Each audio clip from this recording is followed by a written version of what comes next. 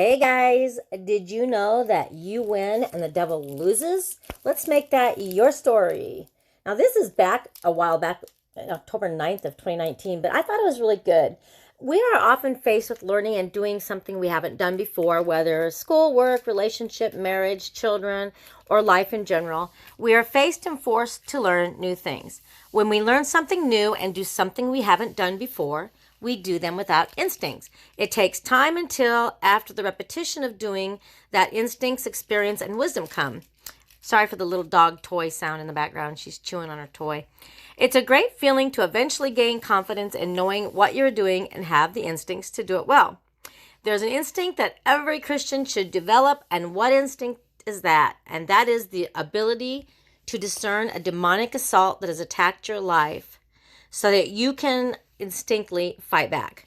1 Peter 5:8 says, "Be careful, watch out for the attacks from the devil, your great enemy. He prowls around like a roaring lion, looking for some victim to devour."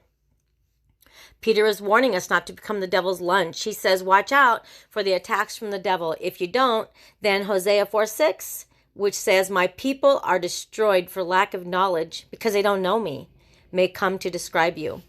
The enemy will not only attack your life, but he'll deceive you by getting you to play the blame game instead of resisting him.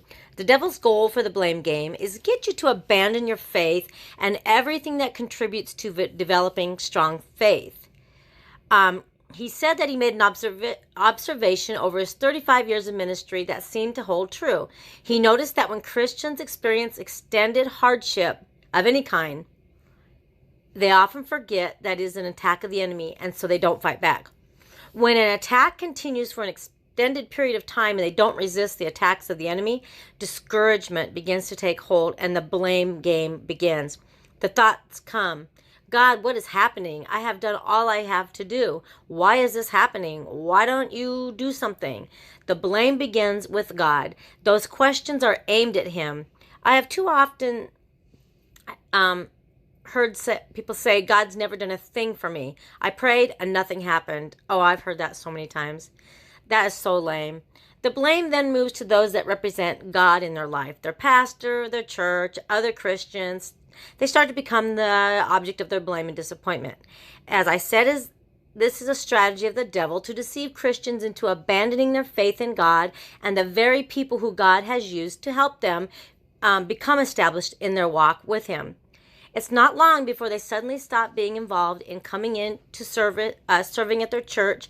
At first, they visit other churches because they've made their pastor and church the problem through their blame. That doesn't help, so they eventually just quit going anywhere. Then they either stop fellowshipping with other Christians or begin to hang out with disgruntled ones, continuously rehearsing their offenses. Their Bible reading and praying often declines. A critical side to them comes amplified. A return to some post-carnal behaviors surface, and when this happens, the devil is succeeding in his goal to knock them off course. Are you feeling disgruntled? Are you going back to some of those fleshly desires that you used to have? That's the devil winning. The Apostle Paul teaches us that we fight against Satan and his demonic forces, not people. Ephesians 6:10-13 says, a final word, "Be strong with the Lord's mighty power. Put on all of God's armor so that you will be able to stand firm against all strategies and tricks of the devil. For we are not fighting against people made of flesh and blood, but against the evil rulers and authorities of the unseen world, against those mighty powers of darkness who rule this world, and against wicked spirits in the heavenly realms."